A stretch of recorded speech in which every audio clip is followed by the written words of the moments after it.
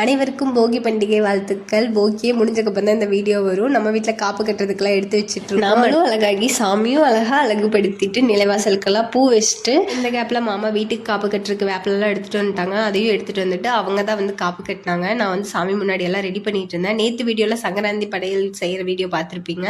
அதுதான் இப்போ எல்லாம் எடுத்து வச்சு சாமிக்கு பூஜை பண்ண ரெடி ஆகிட்டு இருந்தோம். ஃபேமிலியாக நின்று சாமிக்கு நல்லா வேண்டி பீஸ்ஃபுல்லாக அப்படியே நிம்மதியாக சாமிக்கு தீப தூப ஆராதனையெல்லாம் காட்டி நல்லபடியாக சாமி கும்பிட்டு முடித்தோம்.